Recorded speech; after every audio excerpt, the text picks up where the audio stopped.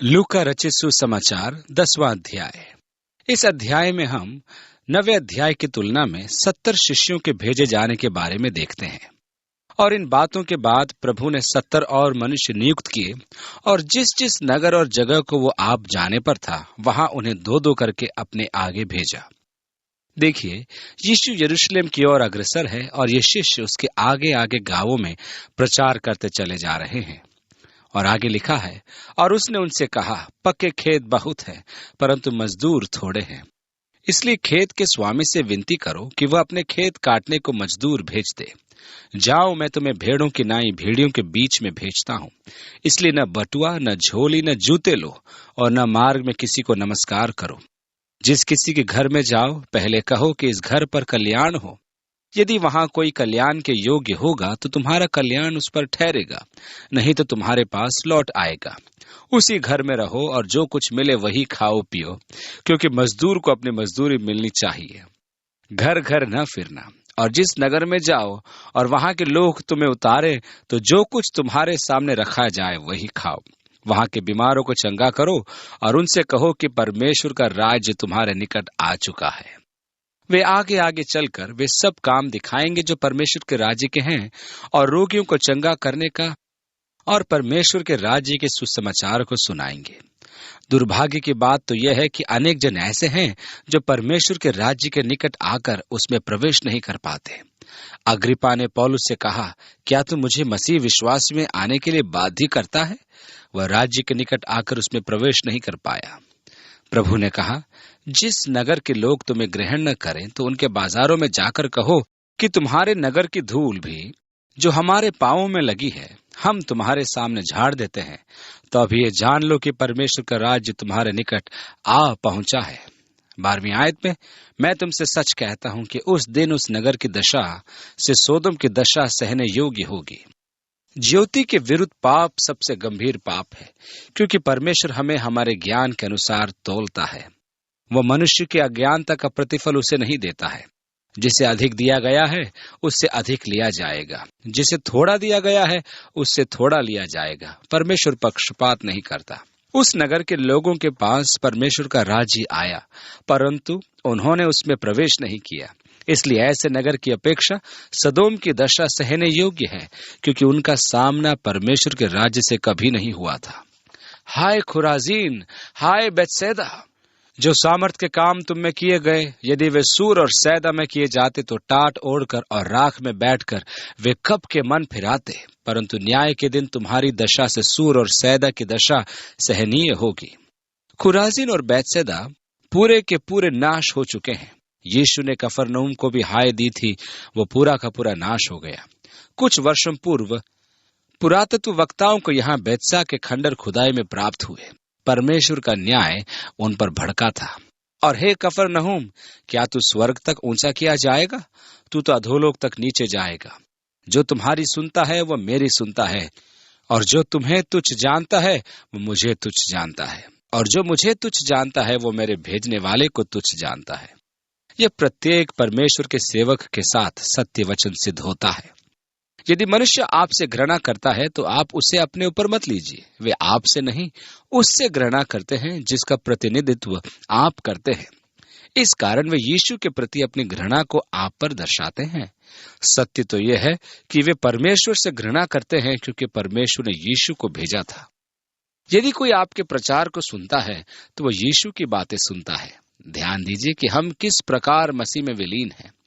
वे 70 आनंद से फिर आकर कहने लगे, हे प्रभु, तेरे नाम से दुष्टात्मा भी हमारे वश में है। यीशु के नाम में हमें दुष्टात्मा पर सामर्थ का अधिकार प्राप्त हुआ है। और आगे लिखा है, उसने उनसे कहा, मैं शैतान को बिजली की नाई स्वर्ग से गिरा हुआ देख रहा था। देखो, मैंने तुम्हें सांप और बिच्छुओं को रौंदने का और शत्रु की सारी सामर्थ पर अधिकार दिया है, और किसी वस्तु से तुम्हें कुछ हानि न होगी। आपको ध्यान होगा कि पौलुस का जहाज टूट गया था, और तट पर आकर जब वे आग जला रहे थे तब एक विषैला सर्प पौलुस के हाथ पर लिपट गया।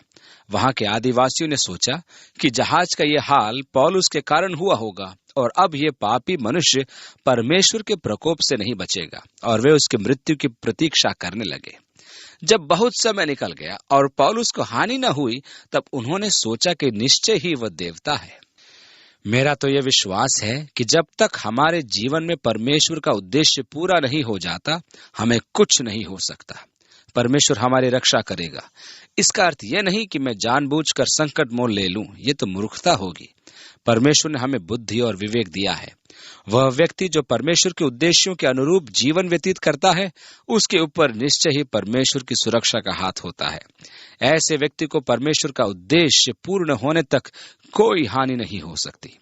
प्रकाशित वाक्य की पुस्तक में हमें 2 गवाहों के बारे में पढ़ने को मिलता है, जो महान विपत्ति के समय भेजे जाएंगे। वहां लिखा है कि जब उनकी गवाही के दिन समाप्त हो जाएंगे, तब ख्रिस्त विरोधी को उन्हें मार डालने का अधिकार होगा। उनका कार्य पूरा होने तक उसे वह अधिकार प्राप्त नहीं होगा। हमारे साथ भी यही प्रावधान किया गया है। जब तक मेरी गवाही के दिन पूरे नहीं हो जाते, मैं सुरक्षित रहूंगा। परमेश्वर अपने उद्देश्य पूर्ति तक मुझे सुरक्षित रखेगा। उसके बाद वह मुझे तुरंत घर ले जाने में अनुग्रहकारी और भला रहेगा। ऐसा भला परमेश्वर क्यों चाहेगा कि मैं अपना काम पूरा करने के बाद पड़ा रहूं? मेरा जीवन उसका है, इसलिए उसका काम पूरा होने तक तो मुझे यहाँ रुकना होगा। मैं प्रतिदिन का जीवन प्रतिदिन जीता हूँ। मैं स्वयं नहीं जीता कि मुझे अगला प्रचार कहाँ करना होगा। मैं प्रभु का दास हूँ और दास होने के कारण मुझे उसके निर्देशों की प्रतीक्षा करनी ही होगी। वही मेरा मार्गदर्शन करता है और मुझे तैयार करता है, और जब मेरा काम पूरा हो जाएगा तो मैं अपने अनंत वास में लौट जाऊंगा। यीशु ने कहा, और देखो, मैंने तुम्हें सांपों और बिच्छुओं को रौंदने का और शत्रु की सारी सामर्थ पर अधिकार दिया है। किसी वस्तु से तुम्हें कुछ हानि न होगी।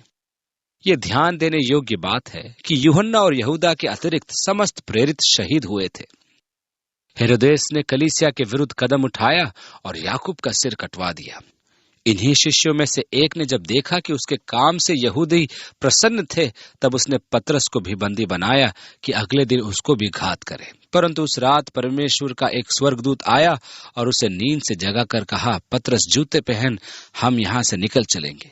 पतरस स्वर्गदूत के पीछे चलने लगा। जब पतरस बंदी गृह से बाहर मार्ग पर आ गया, तब वह स्वर्गदूत चला गया। वह सोचने लगा कि यह स्वप्न तो नहीं, परंतु वह वास्तव में स्वतंत्र था। वह मरकुस की माता के घर गया। वहां कलीसिया उसके लिए प्रार्थना कर रही थी। जब पतरस के खटखटाने पर दासी लड़की द्वार पर आई, तो पतरस ने उसे पुकारा। वह अपने उत्साह के कारण द्वार खोलने की अपेक्षा भागती हुई भीतर आ गई और पतरस के आगमन का संदेश दिया। कलीसिया के सदस्यों ने सोचा कि उसने कोई भूत देखा है।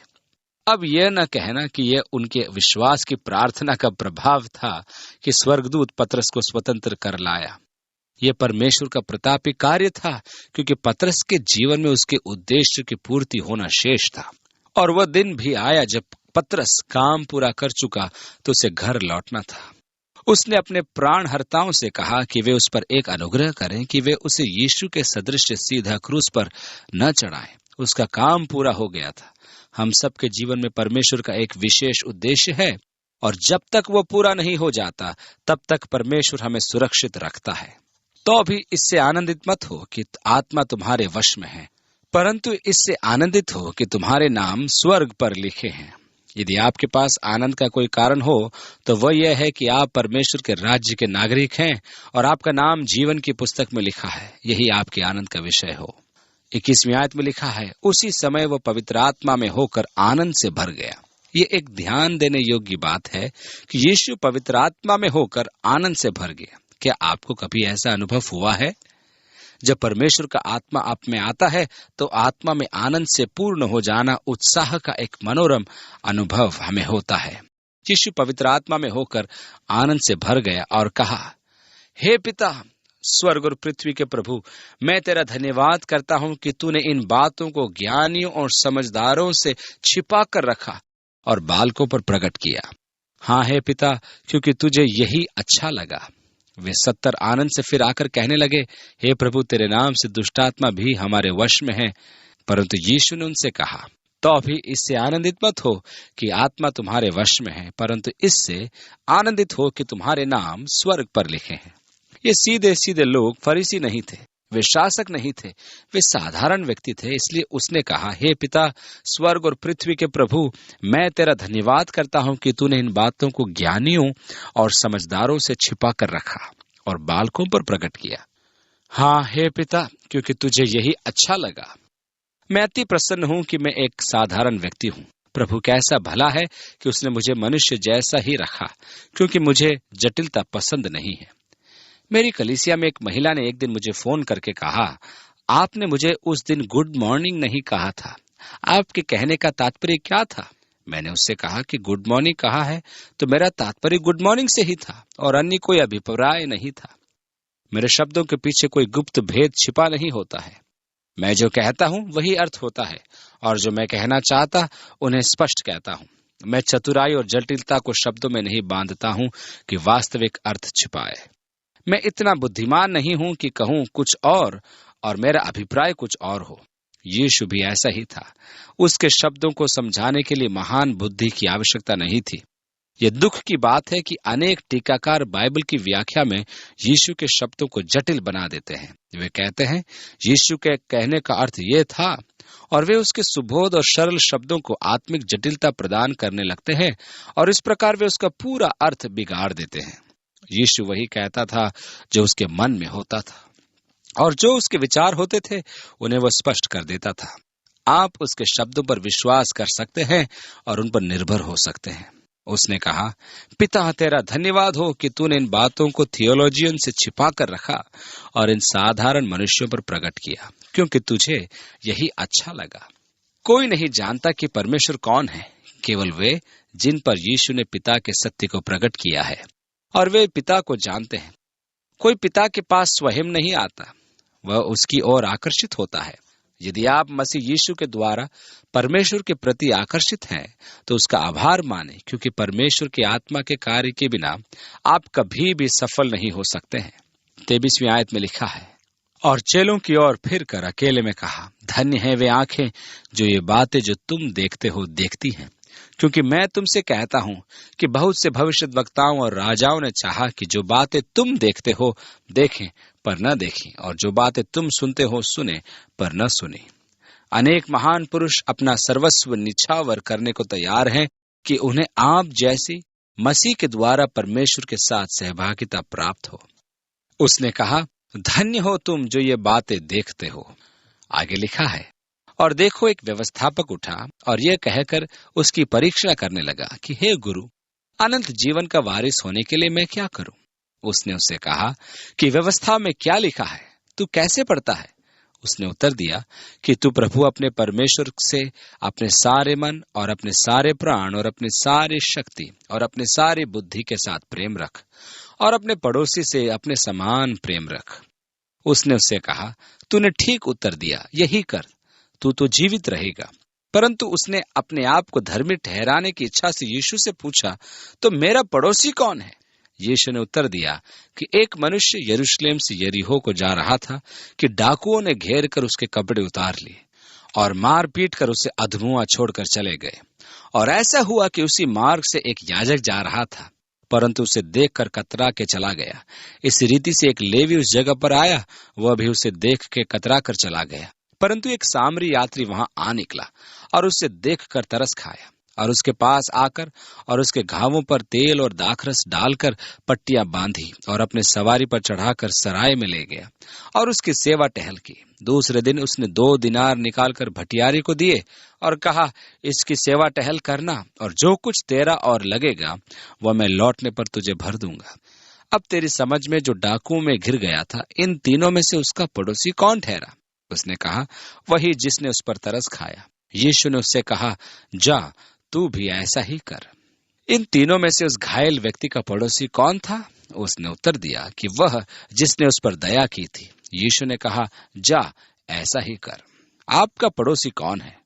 जो भी व्यक्ति आवश्यकता में है वही हमारा पड़ोसी है। इसलिए अपने पड़ोसी से अपने बराबर प्रेम रखिए। यहाँ यीशु एक अन्य जन को मुख्य नायक बना देता है। याजक और लेवी अपनी धार्मिकता में कुछ भलाई नहीं करते हैं। उसकी सहायता कौन करता है? एक घृणित सामरी मनुष्य, ऐसा मनुष्य जिससे उन्हें बैर था। यीशु जानता था कि इस बात पर वे क्रोधित हो जाएंगे, परंतु उसने इस बात की चिंता नहीं की।